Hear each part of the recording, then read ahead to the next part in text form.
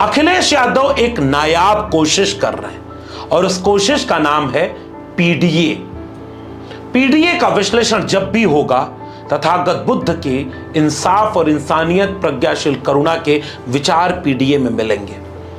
संत कबीर, संत गाडगे, संत रविदास, संत तुकाराम, ज्ञानदेव, नामदेव, गुरु घासीदास से लेकर के नारायण गुरु, बसवन्ना, चोखा मेला, पलटू दादू, भीखा बुल्ले, शाह बाबा फरीद, उसके बाद ज्योतिबा फूले, सावित्रीबाई फूले, बाबा साहब डॉक्टर भीमराव अंबेडकर, डॉक्टर राम मनोहर लोहिया, मान्यवर कांशी राम, मरहूम नेताजी मुलायम सिंह यादव।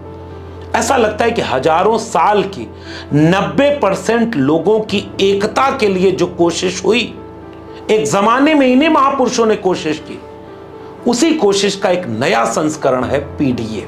इसलिए अखिलेश यादव अब साफ गोई से अपने पुराने अतीत को भुलाकर आगे बढ़ रहे हैं। कुछ लोग लगातार कहते हैं कि उन्होंने जिलों का नाम बदल दिया।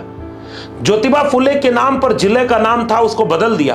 उन्हें यह क्यों नहीं दिख रहा कि वो एक ऐसा अध्याय था जो बीत गया। आज समाजवादी पार्टी के हर पोस्टर पर ज्योतिबा फूले एक नायक के तौर पर दर्ज हैं। उन्होंने तमाम ऐसे काम किए होंगे जो एक दौर में किसी वजह से हुआ होगा, लेकिन आज बाबा साहब डॉक्टर भीमराव अंबेडकर, उनके विचार पीडीए में ईमानदारी से कैसे सामने हैं, उसकी एक वानगी सुनिए। ये संविधान हमारे लिए बुनियाद है, बुनियाद। ये बुनियाद है हमारे लिए जो बाबा साहब भीमराव अंबेडकर जी ने दिया। ये संविधान हमारे लिए कर्म ग्रंथ है। ये जो लोग अपने मन विधान से चलाना चाहते हैं, मन विधान से चलाना चाहते हैं, उन्हें हम लोग कहना चाहते हैं कि ये देश बाबा साहब भीमराव अंबेडकर जी के संविधान से चलेगा। उसके लिए हम लोग संकल्प ले रहे हैं। वो संविधान इसलिए भी बनाने में कामयाब हुए क्योंकि उन्होंने जीवन भर भेदभाव देखा था, बचपन से लेकर के, और पूरी उम्र उन्होंने भेदभाव देखा। उनके बारे में जिन्होंने पढ़ा होगा वो जानते होंगे कि जब स्कूल की कक्षा में जाते थे उस समय भी उन्हें भेदभाव का सामना करना पड़ता था। अगर तालाब जहां पर जानवर पानी पी सकते थे वहां पर भी पानी अलाउ नहीं था, लेने नहीं जा सकते थे। इतना बड़ा भेदभाव था। और पढ़ाई से लेकर के समाज में और जगह भी उन्हें हर तरह का भेदभाव का सामना करना पड़ा। वो जो हजारों साल पुरानी बुराई जो हमारे समाज में है, याद रखना साथियों, आज भी खत्म नहीं हुई है। और इसलिए खत्म नहीं हुई है क्योंकि बुराई को बढ़ाने वाले लोग आज भी समाज में हैं। हमने आपने देखा कि अगर कोई मंदिर चला गया तो मंदिर में जाने की आपको इजाजत नहीं थी। बहुत सारे मंदिरों में कोई घुस नहीं सकता था, और अगर घुस जाता था तो उसे सजा मिलती थी। न केवल सजा बल्कि दूसरी भावना से भी देखा जाता था। इस तरीके से आदमी को आदमी से इस तरह की घृणा करना दुनिया में कहीं नहीं देखा जाता है, केवल हमारे देश में देखा जाता है। पिछले चुनाव में जिस समय समाजवादियों ने पीडीए परिवार का नारा दिया और नारे के साथ साथ हम लोगों ने संविधान बचाने का संकल्प लिया, और उसका परिणाम ये हुआ कि न केवल भारतीय जनता पार्टी उत्तर प्रदेश में हारी है, बल्कि उत्तर प्रदेश में सबसे ज्यादा सीटें लोकसभा में जीतने वाली समाजवादी पार्टी बन गई।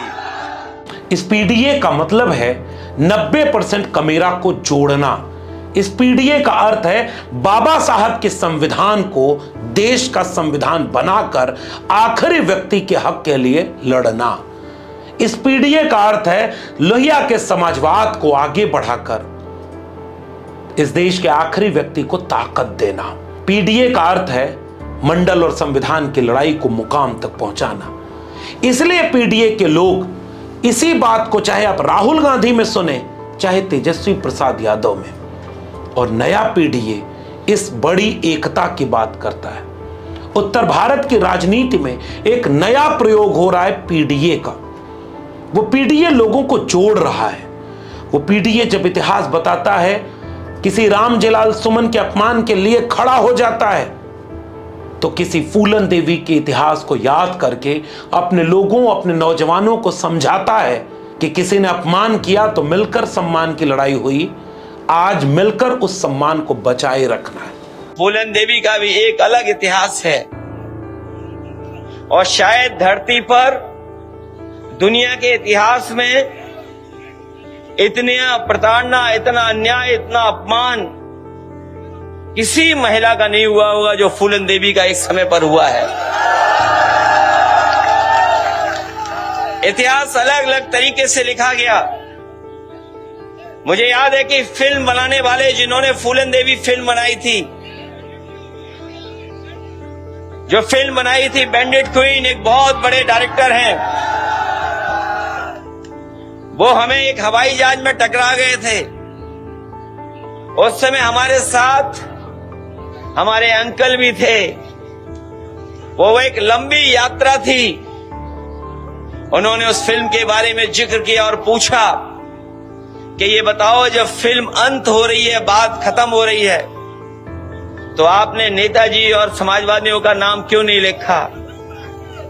जिन लोगों ने फिल्म देखी होगी, अगर यूट्यूब, नेटफ्लिक्स, तमाम प्लेटफॉर्म हैं, और आखिरी में यही आता है कि एक पिछड़ी जाति की सरकार आई, उसने फूलन देवी पर मुकदमे वापस लिए, और न केवल मुकदमे वापस लिए बल्कि छुड़वाया, और हमें खुशी इस बात की कि नेताजी ने उनके साथ जो व्यवहार हुआ, जो अपमान हुआ था, उसको सम्मान बदलने के लिए नेताजी ने और समाजवादी पार्टी ने लोकसभा में पहुंचाने का काम किया। फूलन देवी के साथ उस तमाम पुराने इतिहास को याद करना जो लोग इस 90% आबादी के खिलाफ खड़े होकर के मजहब के नाम पर, धर्म के नाम पर इस देश को आगे बढ़ा रहे हैं। पीडीए उनकी राह में सबसे बड़ी वैचारिक चुनौती का नाम है, और इसलिए पीडीए एक ऐसी क्रांति का नाम बन करके उभर रहा है जिसके अगुआ अखिलेश यादव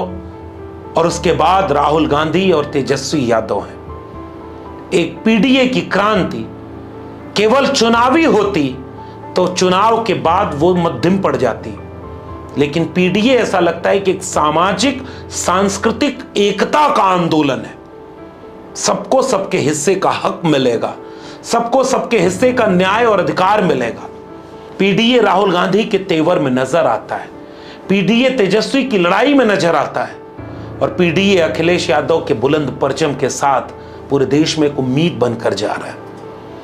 अखिलेश यादव के इन भाषणों के साथ इस सवाल पर आप भी विचार करिएगा, क्या दंगाई, नफरती, हिंसक और गैर बराबरी वाली खतरे को मुट्ठी भर लोगों के हाथ में पूरा देश बेचकर, मुट्ठी भर लोगों के हाथ में शिक्षा देकर, मुट्ठी भर लोगों के हाथ में रोजगार देकर, मुट्ठी भर लोगों के हाथ में ताकत देकर, धन संपत्ति देकर बाकी लोगों को गुलाम बनाने की जो कोशिश हो रही है, उसे पीडीए एकजुट करके रोकने में कामयाब होगा कि नहीं? आपका क्या मानना है? आप नीचे कमेंट बॉक्स में जरूर बताइएगा। मैं सोच सकता हूं, कल्पना कर सकता हूं कि अगर हम लोगों के साथ ऐसा व्यवहार हो सकता है, तो और हमारे जितने बहुजन समाज के लोग हैं उनके साथ न जाने कैसा कैसा व्यवहार होता होगा। और वो हमें देखने को मिल रहा है। हमारा आरक्षण छीना जा रहा है, हम लोगों को कहीं आगे बढ़ने का मौका नहीं दिया रहा है, सरकारी स्कूल बंद किए जा रहे हैं, संस्थाओं में अपने लोग बैठा करके अपने लोगों का अपॉइंटमेंट किया जा रहा है। आपकी टिप्पणी हमारे लिए सबसे बड़ा लिटमस टेस्ट है। अगर अब तक भी आपने मेरे चैनल को सब्सक्राइब नहीं किया है तो सब्सक्राइब जरूर करिएगा। बेल आइकॉन दबाएंगे तो अगले वीडियो की सूचना तुरंत आपको मिलेगी। ज्वाइन करेंगे तो हमें हिम्मत मिलेगी। अगर आप इस वीडियो को ट्विटर यानी एक्स या फेसबुक पर देख रहे हैं तो हमें फॉलो करना मत भूलिए। फिर मिलेंगे, तब तक के लिए बहुत बहुत धन्यवाद।